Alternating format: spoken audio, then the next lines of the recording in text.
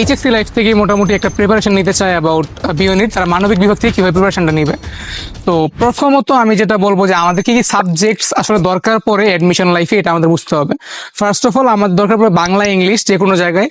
এছাড়া আপনার জিকে দরকার পড়বে, এছাড়া আইসিটি, ইকোনমিক্স, এই সাবজেক্টগুলো দরকার পড়বে।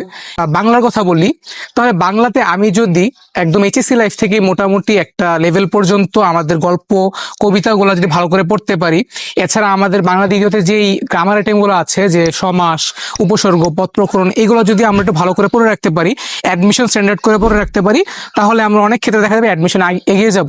অনেক আইটেম থাকবে যেগুলো আমাদের এইচএসসি থাকবে না, সেগুলো আমি বলবো যে স্কিপ করে রাখা, যেন আমাদের পুরোটা ফোকাস এইচএসসি পর্যন্ত থাকে। কারণ এইচএসসি যদি খারাপ করি তাহলে আসলে আলটিমেটলি কিন্তু কোনো লাভ নাই। সো আমি বলবো যে যেই আইটেমগুলো বাংলা এবং বাংলা সেকেন্ডে আমাদের এইচএসসিতে আছে এবং সেগুলো অ্যাডমিশনও আছে, সেগুলো শুধুমাত্র পড়বো।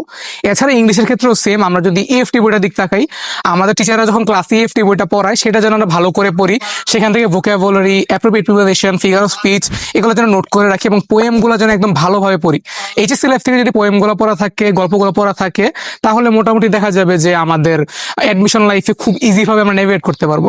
এছাড়া জিকের জন্য আমাদের যে পরিণতি বই আছে, আমাদের ইসলামিক হিস্ট্রি বইটা আছে, হিস্ট্রি বইটা আছে, এগুলো যদি আমরা মানে নিজেদের থেকে পড়ে রাখতে পারি, তাহলে জিকেতে দেখা যাবে আমরা অনেকগুলো আইটেম অলরেডি পড়া হয়ে গিয়েছে আমাদের। এছাড়া ইকোনমিক্স এবং আইসিটি, এই যে মানে সাবজেক্টগুলো আছে, এগুলো যদি আমরা পড়ে রাখি, তাহলে আমাদের এ এবং সি ইউনিটের যে প্রিপারেশনের বিষয়টা, সেটা মোটামুটি অনেক ক্ষেত্রে কভার হয়ে যাবে।